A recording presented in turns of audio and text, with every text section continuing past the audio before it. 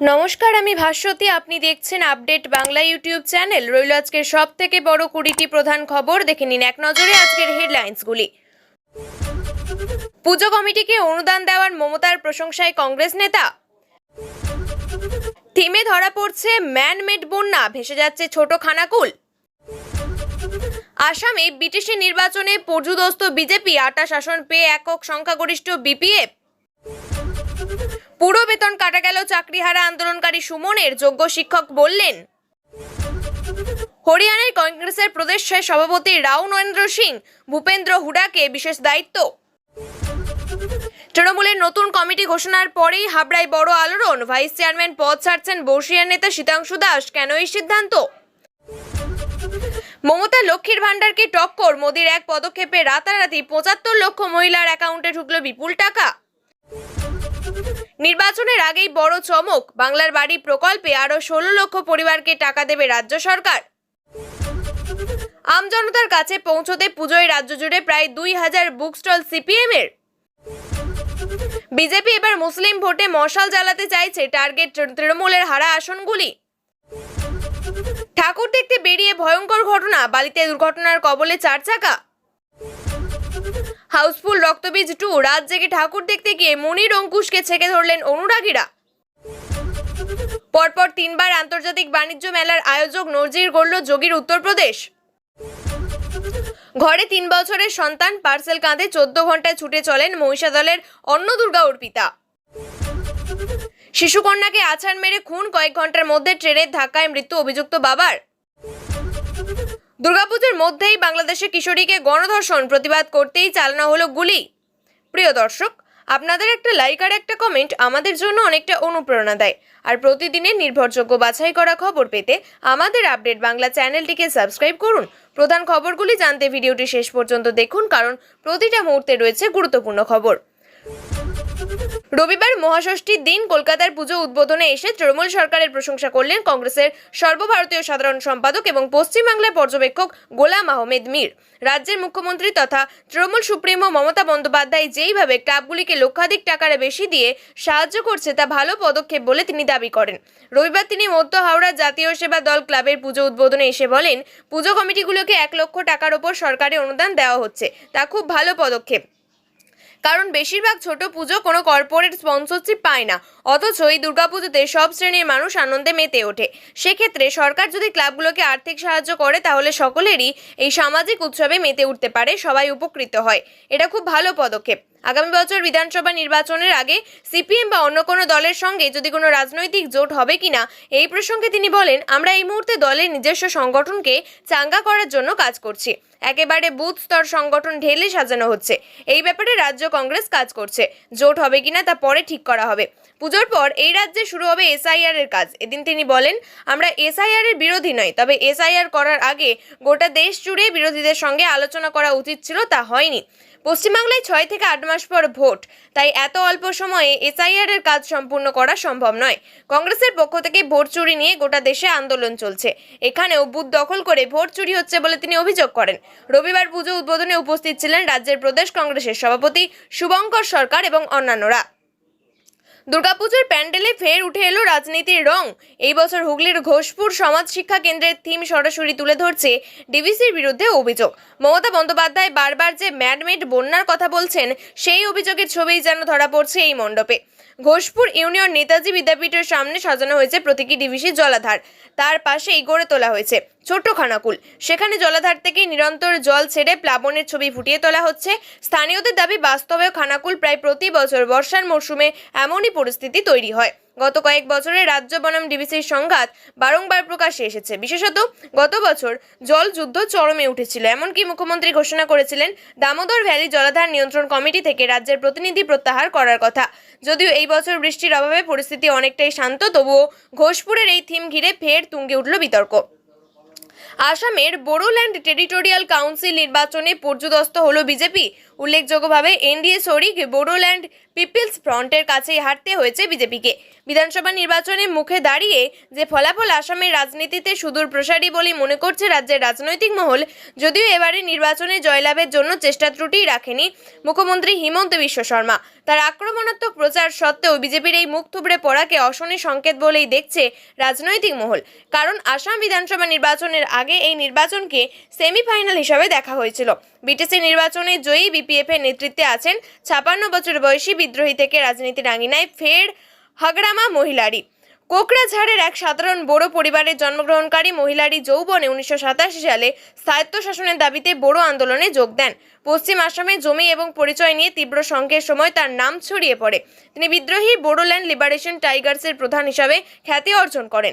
এই সংগঠনের সশস্ত্র সংগ্রামে বহু মানুষ নিহত হয়েছিল। 2003 সালে বড়ো চুক্তির পরে জঙ্গিবাদের অবসান ঘটিয়ে বিটিসি প্রতিষ্ঠা করে মহিলারি সক্রিয় রাজনীতিতে প্রবেশ করেন। এর আগে 2020 বিটিসি নির্বাচনে বিপিএফ পেয়েছিল মাত্র 17 আসন।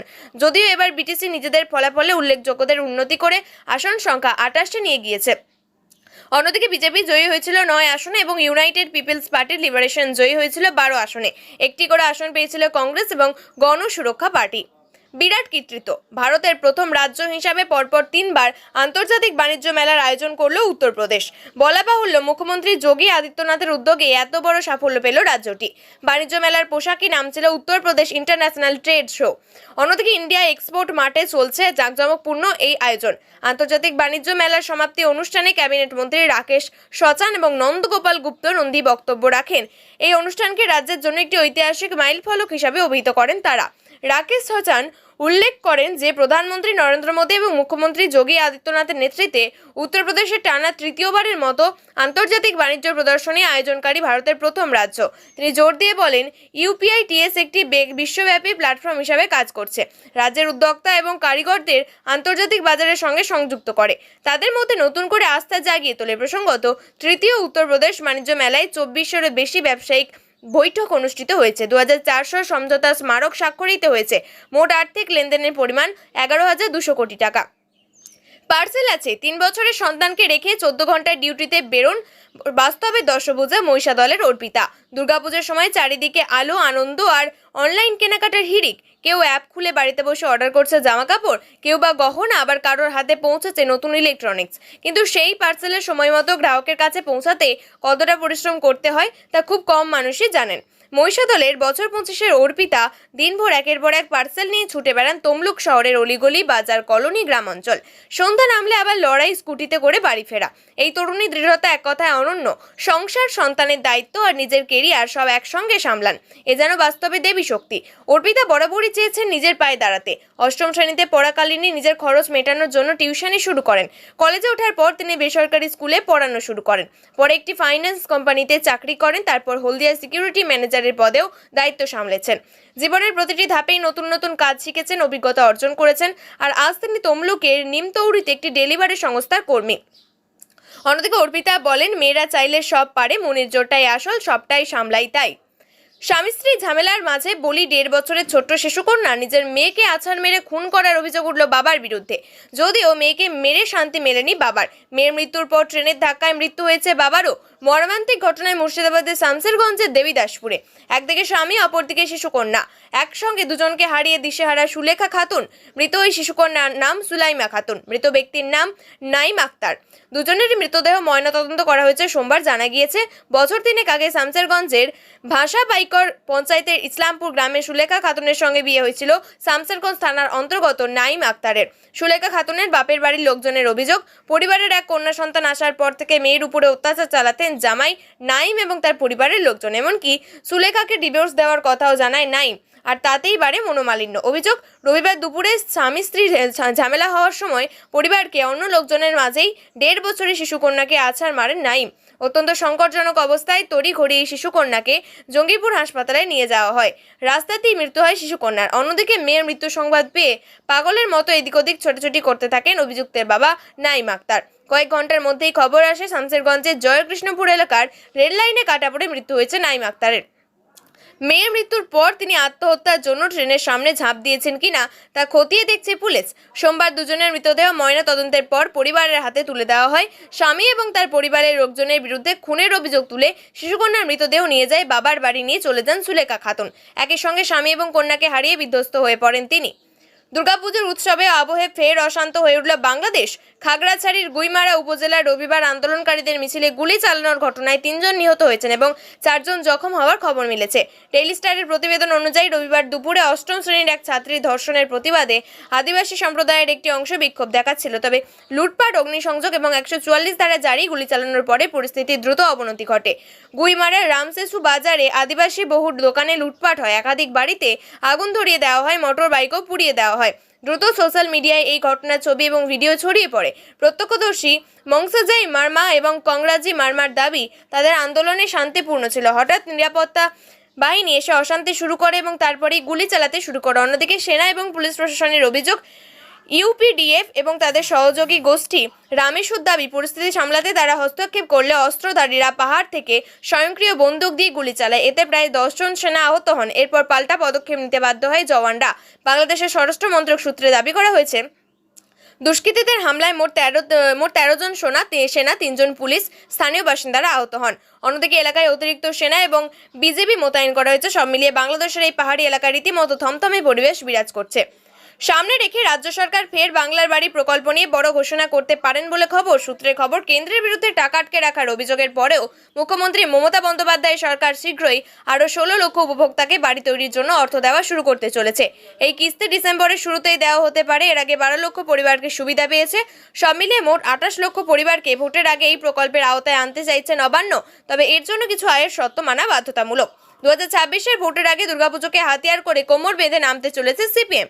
পুজোর ভিড়কে সামনে রেখে কলকাতায় 119টি বুক স্টল খুলেছে আলিমুদ্দিন। সারা রাজ্যে স্টলের সংখ্যা ছুঁতে চলেছে প্রায় 2000। লক্ষ্য একটাই, আসন্ন নির্বাচনের আগে আমজনতার কাছে পৌঁছানো। জানা যাচ্ছে, এই বছর বুক স্টলে রাখা হয়েছে 12 থেকে 13 রকমের নতুন বই। দলের মতদর্শভিত্তিক বইয়ের পাশাপাশি ঠাঁই পেয়েছে প্রয়াত প্রাক্তন মুখ্যমন্ত্রী বুদ্ধদেব ভট্টাচার্যের নাটক, প্রবন্ধ এবং কবিতা।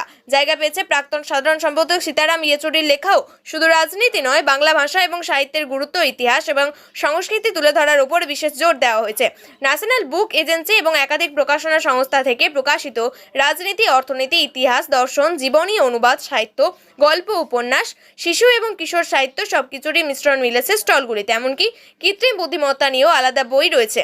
কলকাতা জেলা সিপিএম সম্পাদক কল্লোল মজুমদার জানিয়েছেন, এবার কলকাতার 119টি স্টল রয়েছে। যাদবপুর, বাগবাজার, নেতাজিনগর সহ কয়েকটি এলাকায় বড় মাপের স্টল দেওয়া হয়েছে। প্রবীণ নেতা রবীন দেব মনে করছেন, গোটা রাজ্য জুড়ে স্টলের সংখ্যা 2000-এর কাছাকাছি হবে। স্টল জমজমাট রাখতে পার্টির কর্মী সমর্থকদের কাছে বিশেষ বার্তা গিয়েছে। সন্ধ্যা থেকে রাত পর্যন্ত ডিউটির দায়িত্ব বন্টন করেছেন। নির্দেশ স্পষ্ট, বুক স্টল ফাঁকা রাখা যাবে না, ভিড় টানতেই হবে। তবে বাস্তব ছবিটা মিশ্র। দল ক্ষমতায় থাকাকালীন বুক স্টলে ভিড় ছিল উপচে পড়া। ঠাকুর দেখার ফাঁকে মার্ক্সবাদী সাহিত্য ঘাঁটতে আসতেন অনেকেই, কিন্তু 2011-র পর সেই থেকে উচ্ছ্বাস অনেকটাই ম্লান। অন্যদিকে সেই জায়গায় শালুতে মোড়া স্টল থাকলেও ক্রেতা শূন্য অবস্থায় পড়ে থাকে। কোথাও কোথাও কমরেডরা প্রথম দিন হাজির হলেও রাত নামতেই স্টল ফাঁকা হয়ে যায়। তবুও যাদবপুর, এইটবি বা বাগবাজারের মতো কিছু এলাকায় এখনও ভিড় টানছে বুক স্টল। প্রিয় দর্শক, নিয়মিত সঠিক খবরগুলি সঠিক টাইমে পেতে সাবস্ক্রাইব করুন আপডেট বাংলা চ্যানেলটিকে। ধন্যবাদ।